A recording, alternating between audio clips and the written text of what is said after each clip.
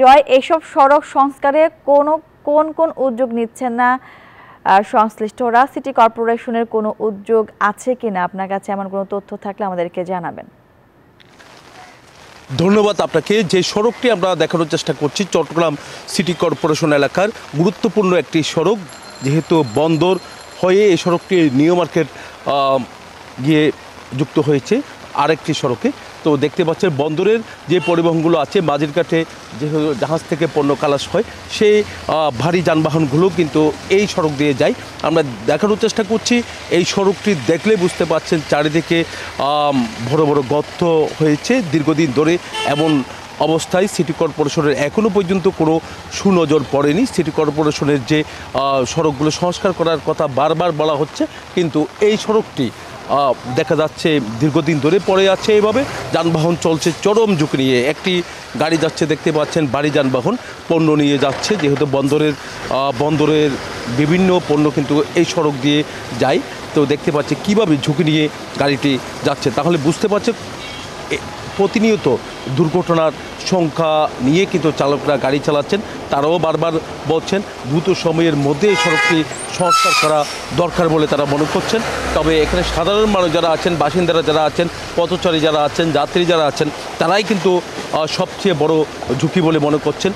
মাঝিরঘাটে যে কোনো সময় চট্টগ্রামের বন্দর এলাকায় যেমনটা দুর্ঘটনায় কয়েকজনের প্রাণহানি হয়েছে, তো এখানেও এই সড়কটিতেও প্রাণহানির সংখ্যা রয়েছে বলে মনে করছেন।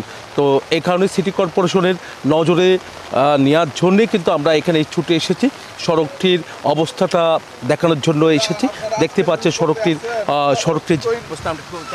পুরো রাস্তার অবস্থা ব্যাগতি একদম, মানে সবচেয়ে খারাপ যে সিটি কর্পোরেশনের ভিতরে, যে এটা সিটি কর্পোরেশনের ভিতরে আছে কিনা এই রাস্তা একমাত্র এখানকার মানুষ শুধু জানে। আমার মনে হয় না সিটি কর্পোরেশনের ভিতরে আছে, এটা কোনো গ্রাম্য এলাকার রাস্তা হবে। এটা বেশ আজকে 3-4 মাস ধরে এই অবস্থা। এটা সিটি কর্পোরেশনের ভিতরে নাই, আর এটা মেয়র জানে ভালো এটা সিটি কর্পোরেশনের ভিতরে আছে। এটা সিটি কর্পোরেশন আজকে তো এসে দেখতে আসেন এখানে ছেড়াস পড়াইছে, কিছু রাবিশ পড়াইছে এখানে। তার আগে যে অবস্থা ছিল এখানকার যারা লোকাল ড্রাইভার যারা, তারাই একমাত্র বল, তারা ভুক্তভোগী।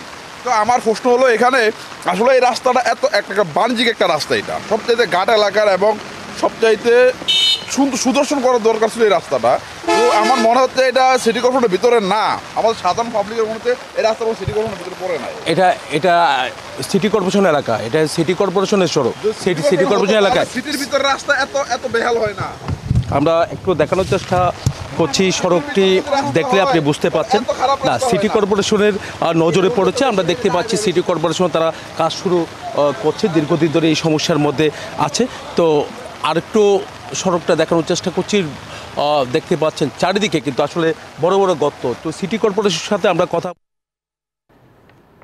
বান্ডেল থাকলে প্রতি সেনমানিতে টাকা বাঁচবে। বিকাশ সেনমানি বান্ডেল কিনে জিতুন প্রতি লেনদেনে।